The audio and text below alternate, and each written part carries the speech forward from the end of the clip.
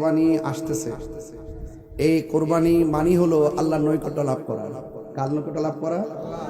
রাসূলুল্লাহকে প্রশ্ন করা হয়েছে, আর রাসূলুল্লাহ কুরবানি কি?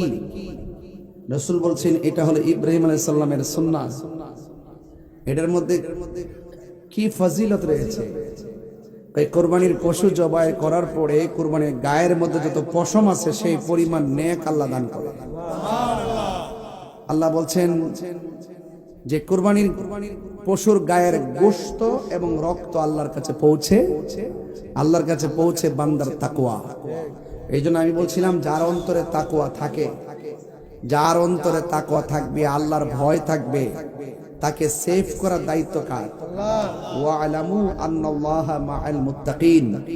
জেনে রেখো যাদের অন্তরে আমি আল্লাহর ভয় আছে, আমি আল্লাহ তাদের সাথে আছি। আর আমি আল্লাহকে যারা ভয় করবে, আমি আল্লাহ তাদের প্রতি সন্তুষ্ট হয়ে তাদেরকে একটা নয়, ওয়ালিমান খাফা মাকাম রাব্বিহি জান্নাতান, আমি আল্লাহ তাদেরকে দুইটা জান্নাত দান করব। সেই জান্নাত পেতে গেলে পরীক্ষার দরকার আছে না নাই?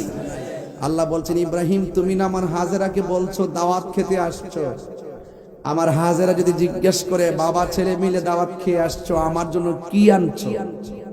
আল্লাহ বলেন, ইব্রাহিম তুমি দুম্বাটা জবাই করে 3 ভাগ করো, এক ভাগ তুমি তোমার পরিবারের জন্য নিয়ে যাও, আরেক ভাগ দান করে দাও, আরেক ভাগ আত্মীয় স্বজনের মধ্যে দিয়ে দাও, আমার হাজেরার জন্য নিয়ে যাও। জোরে কন্যা সুবহানাল্লাহ।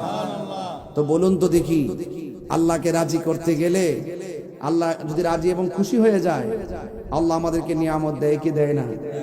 এর ধারাবাহিকতার নাম কোরবানি। খবরদার, বনের পশু নয়, মনের পশুত্বকে আপনি কোরবানি করেন। আপনার রিয়া, আপনার অহংকার, আপনার হিংসা, আপনার ক্রোধ, আপনার লালসা, আপনার দেমাগ, আপনার তাকাব্বুরি, এগুলোকে আগে দাফন করেন, কোরবানি করেন। এরপরে পশুর গলার মধ্যে বিসমিল্লাহি আল্লাহু আকবার বলে আপনি জবাই করেন। এই রক্ত মাটিতে পড়ার আগে আপনার কোরবানি কবুল হয়ে যাবে। তবে খবরদার, শুরুতে বলছিলাম যে আপনার বাড়ির গোশতের রান্নার গ্রান পাশের বাড়ির গরিবের নাকে যাওয়ার আগে আপনি কি করবেন?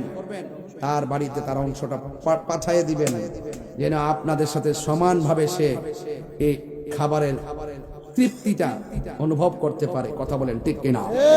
তবে খবরদার, অনেকে কুরবানির পশুর গায়ের মধ্যে চামড়া রেখে চামড়া বিক্রি করে ফেলে রাত্রিবেলা। এটা করা যাবে না, এটা জায়েজ নাই। এটা কি নাই? জায়েজ নাই। জবাই করার পরে পশুর শরীর থেকে চামড়া আলাদা করার পর, জবাই করার পরে আপনারা এই চামড়া বিক্রি করবেন। রাজি আছেন সবাই? এইগুলো একটু মাথায় রাখবেন, ঠিক আছে তো ইনশাল্লাহ? তবে খবরদার, কোন ধরনের সুদখোরের সাথে আপনি সম্পর্ক রাখবেন না। আপনার একটা লোক সুদ খাইতেছে, তার সাথে আপনি কোরবানির শেয়ার নেবেন না। এটা মনে থাকবে। একদম ফেয়ার এন্ড কেয়ার, কোনো ভেজাল নাই, এরকম লোক নিয়ে আসবেন, যার তাকওয়া ভালো, যার পরহেজগারিতা ভালো, যার ইবাদত ভালো, যে চলাফেরার মধ্যে ভালো, তার সাথে শরীক হবেন ইনশাআল্লাহ। মনে থাকবে কথাগুলো। এই কথাগুলো কিন্তু খুবই গুরুত্বপূর্ণ। সুদ হারাম, এটা কি মোল্লার ফতোয়া না আল্লাহর ফতোয়া? কার কথা মানবেন? আল্লাহর কথা মানবে ইনশাআল্লাহ। অনেকে